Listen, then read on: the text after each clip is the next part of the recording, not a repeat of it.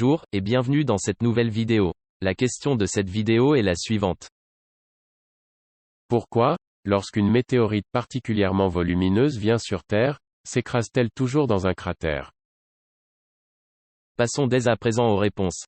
D'après Mounir Nasser, la réponse à cette question est la suivante. Bonjour, les conditions d'interprétation des différents éléments d'un tel implicite qui ne serait un impact à vision physique classique par définition de multiples actionneurs gravitationnels comme si l'élément l'impact est adhérent au système interne.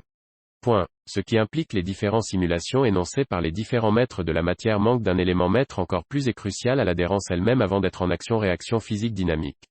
Ce qui implique all matrix of planet and this complexity factorial physique are a system of YJS implication before that the impact of the meteorite and causality of all prosteanx le votre Nasser Mounir. D'après Gérard Liberatore, la réponse à cette question est la suivante. Merci pour la D2R. Je vous laisse le bénéfice du doute, en affirmant que vous vouliez écrire. S'écrase-t-elle toujours en formant un cratère? Pourquoi, lorsqu'une météorite particulièrement volumineuse vient sur Terre, s'écrase-t-elle toujours en formant un cratère? Vous avez un choc entre deux corps solides. Ils se déplacent à une certaine vitesse. La météorite peut atteindre la vitesse de l'ordre de 20 km par seconde, en moyenne, lorsqu'elle percute la Terre. Elle possède donc une certaine énergie cinétique, une certaine quantité de mouvement.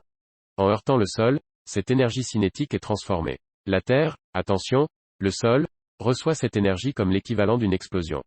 Il se forme donc un cratère. De façon plus simple, mais moins rigoureuse, la quantité de mouvement de la météorite va passer de la valeur initiale π à une valeur nulle, en un temps très court. Ceci définit une force considérable, puisque le temps de variation est très faible. Cette force s'exerce sur le sol meuble, qui vole en éclats sous le choc. Il se forme une dépression, un cratère. On arrive à la fin de cette vidéo, si elle vous a plu je vous invite à mettre un pouce bleu, ainsi que vous abonner. Si vous souhaitez donner votre avis, je vous redirige vers la partie commentaires pour continuer le débat sur cette question.